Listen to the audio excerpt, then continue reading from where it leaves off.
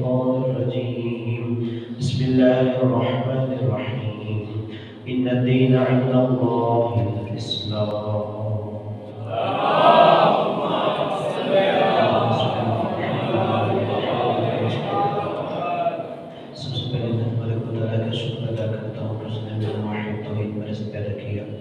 خدا کا شکر ہے کہ اس نے ہمیں توحید پرست ہونے کے ناطے اس نبی کے امتی ہونے کا شرف ادا کیا، جس کو امتی ہونا بھی اپنے لیے باعث شرف و فضیلت سمجھتے ہیں۔ خدا کا شکر ہے کہ اس نبی کے امتی ہونے کی حیثیت سے اس نبی کی آل اطہار کی محبت و مودت کے ثابت قدم فرمایا۔ اللہ تبارک و تعالیٰ نے انسان کی تخلیق کے بعد اس کی ہدایت کا اہتمام کیا تاکہ اسے کمال نہائی تک پہنچایا جائے، انسان کو وہ کمال عطا کیا جائے جو کبھی بھی ختم ہونے والا نہیں ہوتا۔ اس کے لیے اللہ تبارک و تعالیٰ نے ہمیں کچھ ایسے مواقع خاص طور پر فراہم کیے جس کے ذریعے ہم اللہ کی ذات کا تقرب حاصل کرتے ہیں۔ کچھ جگہیں ایسی ہیں کہ اگر وہاں انسان ہو تو وہاں پہ خدا کا قرب نصیب ہوتا ہے، جیسے آپ خانہ کعبہ میں موجود ہوں، نبی کی روزے میں موجود ہوں، آئمہ معصومین کی مشاہد مشرفہ میں ہوں، یا اللہ کے گھر مسجد میں موجود ہو، وہاں خدا کا قرب زیادہ ہمیں میسر آتا ہے۔ اسی طرح کچھ دنوں کے اوقات ایسے ہوتے ہیں جب انسان خدا کے زیادہ قریب ہوتا ہے، خدا چاہتا ہے میرا بندہ میرا قرب حاصل کرے۔ ان میں وہ ایام ہیں کہ جب ماہ رمضان المبارک دیکھا جائے، یا خاص طور پر جمعہ المبارک دیکھا جائے، یا آئمہ معصومین علیہ السلام کی ذوات مقدسہ سے جو ایام منسوب ہیں، ان دنوں میں ہم خدا کا زیادہ قرب حاصل کر سکتے ہیں۔ تو انہیں میں سے اگر دیکھا جائے تو ایک ماہ شعبان معطل ہے، جس کے بارے میں رسول خدا نے فرمایا کہ شعبان شہری، شعبان میرا مہینہ ہے۔ کہا اس مہینے میں روزہ رکھو حبا لرسول اللہ، اگر اللہ سے محبت رکھتے ہو تو خدا کے رسول کی محبت میں روزہ رکھو۔ اور پھر کہا تقربا الی اللہ او الی ربکم، اور اللہ تبارک و تعالیٰ کا قرب حاصل کرنے کے لیے روزہ رکھو۔ تو ماہ شعبان المعظم در حقیقت اگر روایات کی روشنی میں دیکھا جائے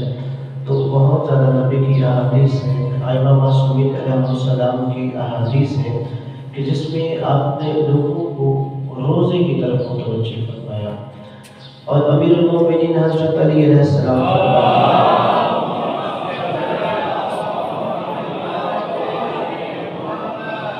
کہ جب ماہ شعبان المعظم کا چاند نظر آتا تھا تو رسول خدا ایک منادی کو مدینے کی گلیوں میں بھیجتے تھے کہ تم مدینے کی گلیوں میں جا کے اعلان کرو شعبان کا چاند نظر آ گیا ہے،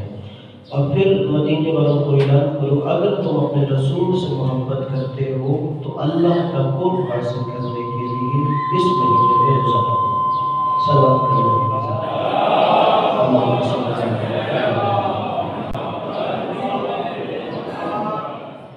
کہ اگر تم یہ چاہتے ہو کہ اللہ تبارک و تعالیٰ کا قرب حاصل کرو اور رسول خدا صلی اللہ علیہ وآلہ وسلم سے محبت رکھتے ہو تو پھر تم اس مہینے میں روزہ رکھو۔ تو ہمیں رسول خدا صلی اللہ علیہ وآلہ وسلم کی اگر محبت چاہیے حقیقی معنوں میں تو ہمیں ایک اس بات پہ عمل کرنا چاہیے۔ پھر دوسرا جو ماہ شعبان کے حوالے سے ہے، روایات میں رسول فرماتے ہیں کہ اس میں انسان استغفار کرے، اور ایک روایت ہے کہ انسان ماہ شعبان میں ایک دن میں 70 دفعہ کم از کم استغفر اللہ و اسألہ التوبہ۔ اگر اس کا معنی ہم سمجھے پھر ہم اس جملے کو بھی سنیں، استغفر اللہ میں اللہ سے مغفرت کا طلبگار ہوں، و اسألہ التوبہ اور خدا سے توبہ کا سوالی ہوں۔ یعنی گویا انسان پہلے روح میں دیکھے، ایک میں مغفرت چاہتا ہوں اور دوسرا توبہ۔ توبہ کا مطلب الرجوع الی اللہ، یعنی جو میں نے گناہ کی، معصیت کی، نافرمانی کی، اس کی وجہ سے میں اللہ کی رحمت سے دور ہو گیا ہوں، تو اب میں وہ ندامت و شرمندگی کا اعلان کر کے آئندہ وہ دوبارہ معصیت نہ کر کے خدا کی طرف، رحمتوں کی طرف واپس پلٹنا چاہتا ہوں، اسے توبہ کہتے ہیں۔ اور پھر استغفار کی جو تاکید ہے، ہم استغفار عام طور پہ سمجھتے ہیں کہ صرف اگر میں گناہ گار ہوں تو اپنے گناہوں کی مغفرت کے لیے مجھے استغفار کرنی چاہیے، استغفار صرف گناہوں کی مغفرت کے لیے نہیں ہوتی، بلکہ مشہور روایت ہے کہ جب امیر المومنین حضرت علی علیہ السلام کے پاس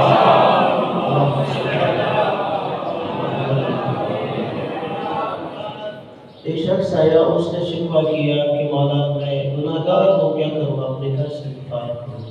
پھر اس نے دیکھا کہ اسی دوران ایک اور شخص آ گیا، اس نے امام علیہ السلام سے کہا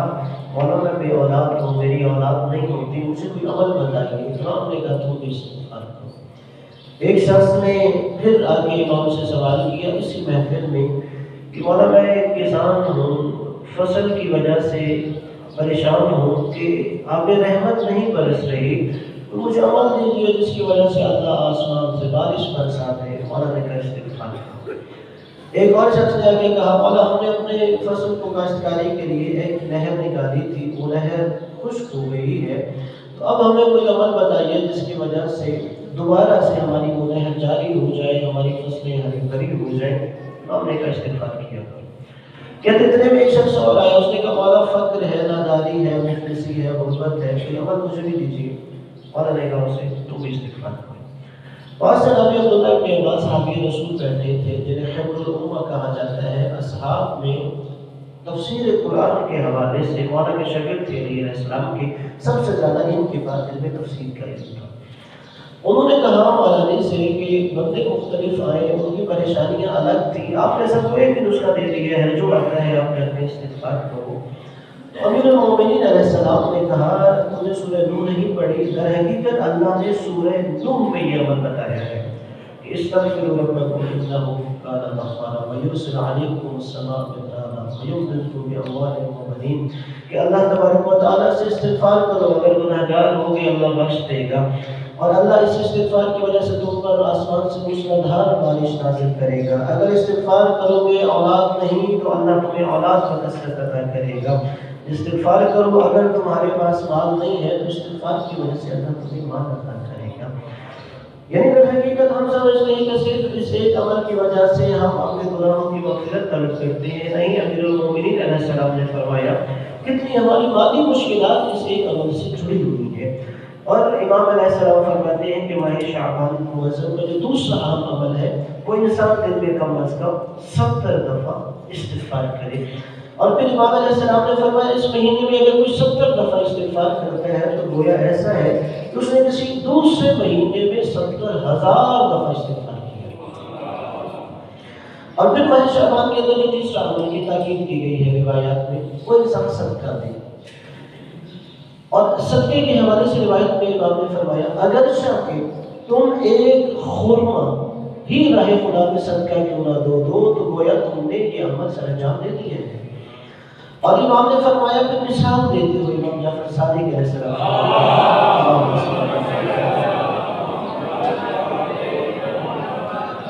کہ شاید کوئی بندہ کہے کہ میں تھوڑا سا صدقہ کیسے دوں، لوگ کیا کہیں گے؟ امام نے کہا نہیں، خدا کی بارگاہ میں اگر دیکھا جائے کہ اگر آپ تھوڑا سا امام نے کہا تم ایک کھجور بھی راہ خدا میں ماہ شعبان میں صدقہ دیتے ہو تو یہ ایسا ہے کہ جیسے ایک چھوٹا سا اونٹ کا بچہ ہو، اور پھر انسان دیکھے کہ وہ آہستہ آہستہ ایک عظیم الجثہ بہت وزنی جسم والا اونٹ میں تبدیل ہو گیا۔ امام نے کہا یہ جو تم تھوڑا سا صدقہ ایک کھجور بھی راہ خدا میں ماہ شعبان میں دو گے تم دیکھو گے کہ قیامت کے دن اللہ اسے احد پہاڑ کے برابر صدقے میں تبدیل کرے گا۔ تو اس لیے تیسرا یہ ہے۔ اور صدقے میں بھی آپ ذہن میں رکھیے، صدقہ ہم صرف اپنی بلاؤں مصیبتوں کے حوالے سے سمجھتے ہیں، نہیں، معنوی طور پر بھی اس کے ہمارے اوپر اثرات ہوتے ہیں، بلکہ خود رسول خدا کی ایک حدیث بھی ہے کہ ذرا مرضاکم بالصدقہ، اکثر دیکھیں نا گھر میں کوئی مریض ہوتا ہے، ٹھیک ہے، اس کے لیے ظاہری اسباب بھی مہیا ہونے چاہیے، سر ڈاکٹر کے پاس جائے، تشخیص کروائے، دوا استعمال کرے، اور پھر لیکن رسول خدا نے فرمایا دعوا مرضاکم بالصدقہ، اس کے ساتھ صدقے کے ذریعے اپنے مریضوں کی دوا بھی کرو، یعنی صدقے کے ذریعے بھی اپنے مریضوں کا علاج کرو۔ اور پھر یہاں تک کہ رسول خدا کی یہ حدیث ہے کہ جب ایک شخص نے کہا مولا رزق میں برکت کے لیے کوئی وظیفہ دے، تو امام علیہ السلام فرماتے ہیں رسول خدا کی بھی حدیث ہے کہ اگر تم اپنا رزق بڑھانا چاہتے ہو تو راہ خدا میں صدقہ زیادہ دے۔ یعنی جیسے استغفار ہمارے دیگر مادی مشکلات کا بھی حل ہوتا ہے، صدقہ بھی ہماری مادی مشکلات کا حل ہوتا ہے، بس اب تک کہ اس کے اندر انسان کا عمل خالص ہونا چاہیے۔ کوئی بھی عمل اس کے لیے شرط کی ہے انما یتقبل اللہ من المتقین، لیکن اگر کوئی بندہ یہ سمجھے کہ اگر میرا مال حرام ہے یا ناجائز طریقے سے ہے وہ بھی میں راہ خدا میں صدقہ دوں گا تو اس کا بھی وہی اثرات ہوتے ہیں، ایسا نہیں ہوتا۔ اس لیے کہ امام جعفر صادق علیہ السلام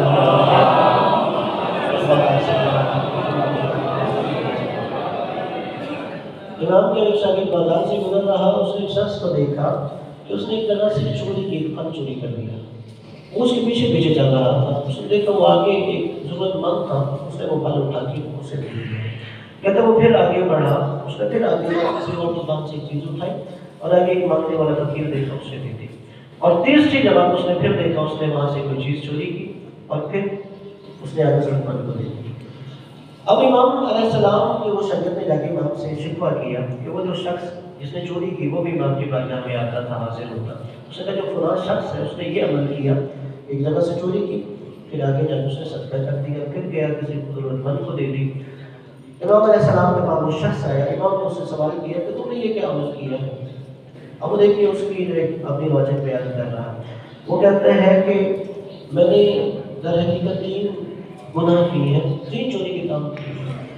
اللہ نے کہا کہ من جاء، اگر کوئی انسان نیکی کا عمل کرتا ہے فَلَهُ 10 أَمْثَالِهَا، تو اسے اس کے برابر میں 10 نیکیوں کا اجر ملتا ہے۔ اور اگر من جاء بِالسَّیِّئَةِ، اور اگر کوئی برائی کرتا ہے تو اسے ایک برائی کے بدلے میں ایک ہی برائی کی سزا ملتی ہے۔ وہ کہتا ہے یعنی بولے میں نے گناہ تو 3 کیے ہیں، چوری میں نے 3 کی ہیں، برے کام 3 کیے ہیں، میرے نامہ اعمال میں 3 گناہ کیے ہیں، لیکن میں نے نیکیاں 3 کی ہیں اور میرے نامہ اعمال میں 30 لکھی گئی۔ اب اس میں سے چند 3 گناہ میں نکال دے دیے، پھر بھی میرے نامہ اعمال میں 27 نیکیاں ہیں۔ یہ ایسی آپ بھی دیکھتے ہیں لوگوں کی ہوتی ہے تھنکنگ۔ امام نے کہا لیکن تو نے یہ تو سمجھا ہے، لیکن یہ بھی پتہ ہے کہ نیکی قبول ہونے کا بھی کوئی معیار ہے۔ اللہ نے قرآن میں یہ کہا انما یتقبل اللہ من المتقین، ہاں ایک نیکی کے بدلے میں 10 نیکیوں کا اجر ملتا ہے، لیکن یہ نیکی قبول بھی اس سے ہوتی ہے جس کے عمل کے اندر تقویٰ موجود ہوتا ہے۔ مولا نے کہا جب تو چوری کر رہا ہے تیرے کا تقویٰ کہاں گیا ہے؟ اس لیے صدقہ و خیرات کرتے ہوئے ہمیں یہ بھی غور کرنا چاہیے کہ جس مال کے ذریعے میں صدقہ و خیرات کر رہا ہوں وہ میرا مال طیب طاہر ہے۔ صلوات پڑھیے محمد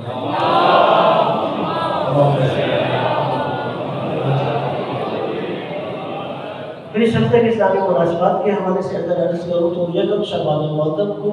ایک روایت کے مطابق جناب زینب سلام اللہ علیہا دنیا میں تشریف لائی تھی۔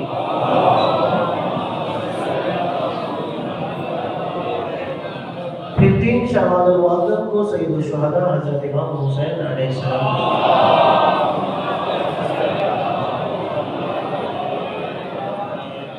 اور پھر 4 شعبان المعظم کو حضرت ابو الفضل عباس علیہ السلام کا یوم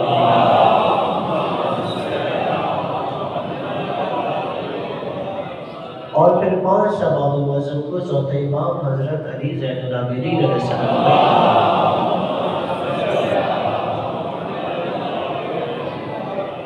یعنی اگر دیکھا جائے تو کل یکم شعبان المعظم ہے اور یہ سارا جو ہفتہ ہے اس کے اندر مختلف انسان کے لیے سعادت اور خوش بختی کے لمحات ہے کہ جس میں انسان ایک طرف خدا کا تقرب حاصل کرتا ہے، دوسری طرف نبی علیہ السلام کا تقرب حاصل کرتا ہے، اور کئی انسان کو یہ بھی معلوم ہوتا ہے کہ جن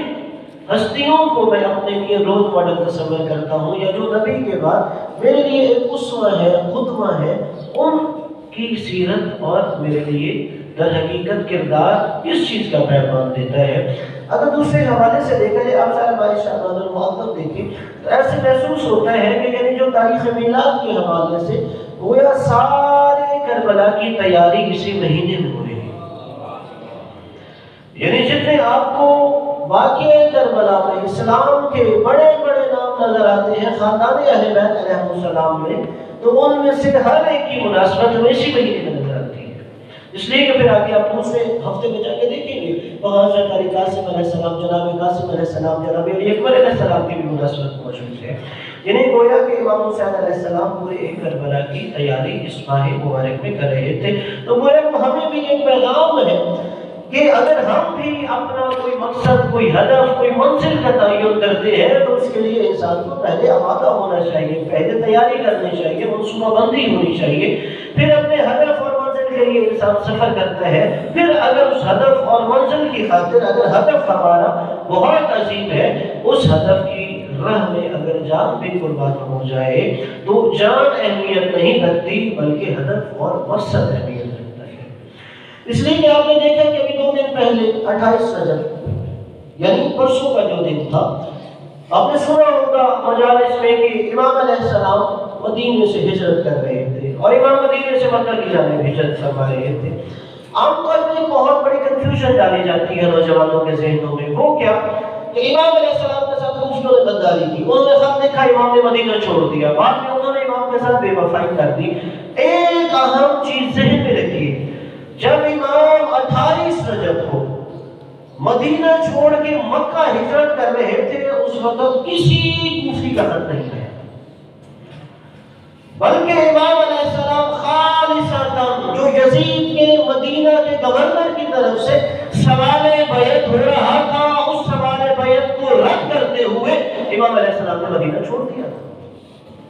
اور امام علیہ السلام کی مشہور وصیت نامہ ہے جو آپ نے 28 رجب کو روانہ ہوتے ہوئے اپنے بھائی محمد حنفیہ کو دیا، اور محمد حنفیہ کو جو وصیت نامہ دیا اس میں امام نے اپنا سارا منشور بیان کر دیا کہ جو حسین ابن علی علیہ السلام کا مقصد ہے، ہدف ہے، کیا ہے، آپ کو اقتدار چاہیے، معاشرے میں کیا بغاوت ہونی چاہیے یا امام کو اقتدار چاہیے، امام نے اس کے اندر لکھا انی لم اخرج اشرا ولا مدرا ولا مفسدا ولا ظالما انما خرجت لطلب الاصلاح في امه جدي اريد ان امر بالمعروف وانهى عن المنكر واسير بسيره جدي وابي علي بن ابي طالب۔ امام نے کہا یہ وصیت نامہ ہے حسین ابن علی کی طرف سے میرے بھائی محمد حنفیہ کے نام۔ امام نے کہا میں سرکردگی کے لیے نہیں نکل رہا، مجھے حکومت نہیں چاہیے، مجھے جاہ و حشم اپنا نام بنوانا نہیں ہے، مجھے تخت و تاج نہیں چاہیے۔ تو پھر امام کیوں خروج کر رہے ہیں مدینے سے؟ انما خرجت لطلب الاصلاح فی امت جدی، اپنے نانا کی امت کی اصلاح کے لیے نکل رہا ہوں۔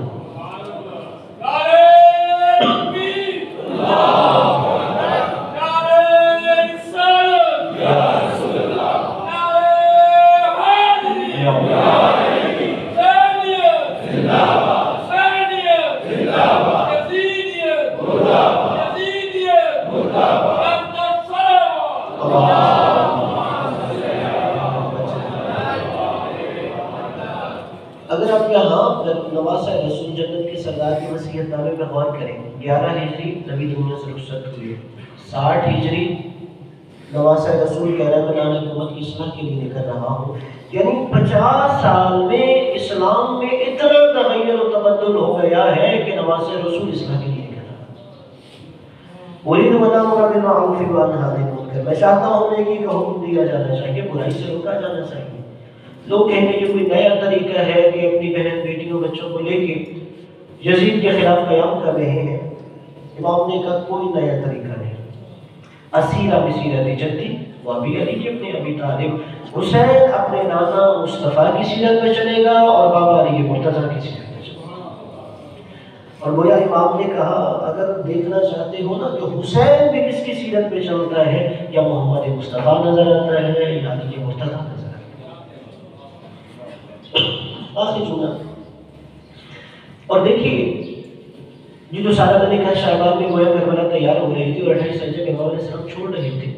بات سب سے پہلے بیعت سے شروع ہوئی تھی کہ یزید نے کہا تھا میری بیعت کرو، اور امام علیہ السلام نے اس کا جواب کیا دیا؟ وعلى الاسلام السلام اذ قد بنيت الامة براع مثل یزید، کہ حسین کا نظریہ یہ ہے ایسے اسلام کی فاتحہ خوانی کر دو جس کا حاکم یزید جیسا ہو۔